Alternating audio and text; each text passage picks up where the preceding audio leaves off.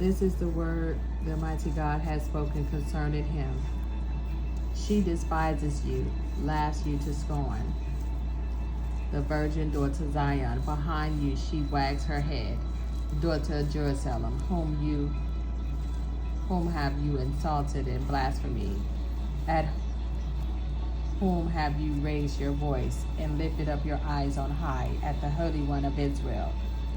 Through the mouths of your messengers you insulted the Almighty God when you said, with my many chariots I went up to the tops of the peaks, to the recesses of Lebanon, to cut down its lofty cedars, its choice cypresses. I reached to the farthest shelter, the forest ranges. I myself dug wells and drank foreign waters, drying up all the rivers of Egypt beneath the soles of my feet. Have you not heard? A long time ago I prepared it. From days of old I planned it.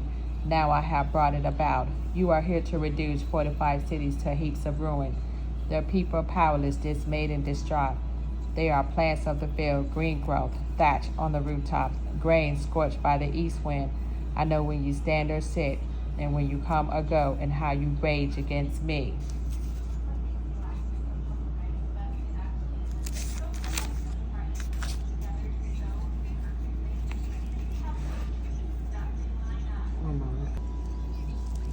And because you rage against me, and your smugness has reached my ears, I will put my hook in your nose and my bit in your mouth, and make you leave by the way you came. Thus shall be a sign for you. This year you shall eat the aftergrowth, next year what grows of itself. But in the third year sow and reap, plant vineyards and eat their fruit. The remaining survivors of the house of Judah shall again strike root below and bear fruit above. For out of Jerusalem shall come a remnant, and from Mount Zion survivors. The zeal of the Holy of the Host shall do this. Therefore thus says the Almighty God about the king. He shall not come as far as this city, nor shoot there an arrow, nor confront it with a shield, nor cast up siege work against it. By the way he came he shall leave, never coming as far as this city. Oracle of the Almighty God, I will shield and save this city for my own sake and the sake of David, my servant. That night the angel of God went forth and struck down 185,000 men in the Assyrian camp. Early the next morning there they were dead, all those corpses.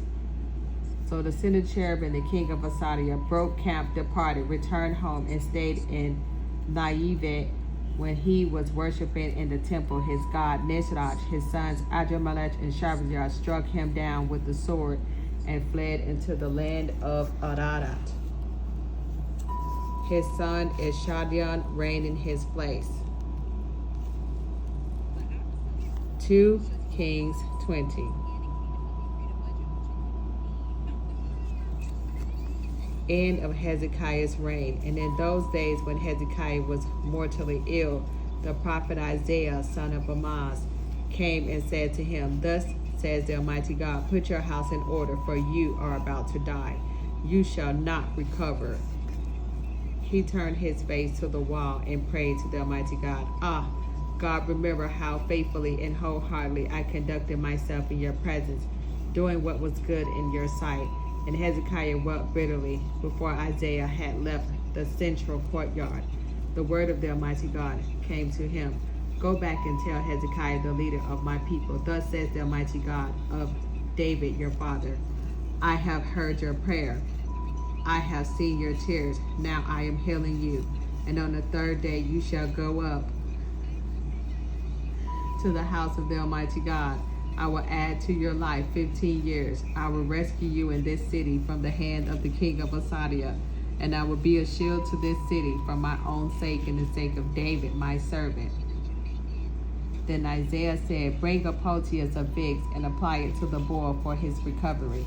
Hezekiah asked Isaiah, what is the sign that the Almighty God will heal me, and that I shall go up to the house of the Almighty God on the third day? Isaiah replied, this will be the sign for you from the Almighty God, that he would carry out the word he has spoken. Shall the shadow go forward or back 10 steps? It is easy for the shadow to advance 10 steps. Hezekiah answered, rather, let it go back 10 steps. So Isaiah the prophet invoked the Almighty God. He made the shadow go back.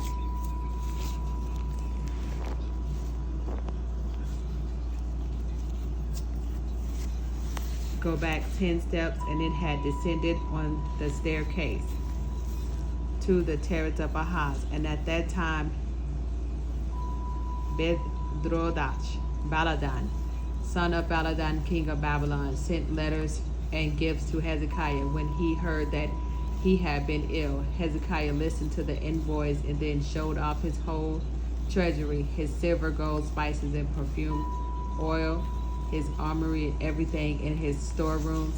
There was nothing in his house or in all his realm that Hezekiah did not show them.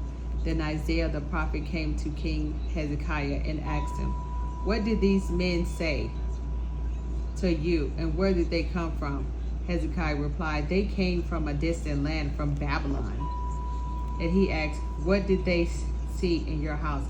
And Hezekiah answered, they saw everything in my house, and there is nothing in my storerooms that I did not show them. Then Isaiah said to Hezekiah, hear the word of the Almighty God. The time is coming when all that is in your house, everything that your ancestors have stored up until this day, shall be carried off to Babylon. Nothing shall be left, says the Almighty God. Some of your own descendants, your offsprings, your progeny, shall be taken and made attendants in the palace of the king of Babylon. Hezekiah replied to Isaiah, the word of the Almighty God, which you have spoken is good, for he thought, there will be peace and stability in my lifetime. The rest of the acts of Hezekiah with all his valor, and how he constructed the pool and conduit and brought water into the city, are recorded in the book of Chronicles of the kings of Judah. Hezekiah rested with his ancestors, and his son Manasseh succeeded him as king.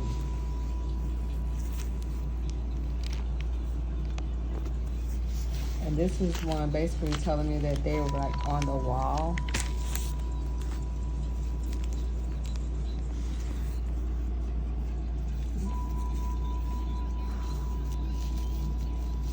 So did I come up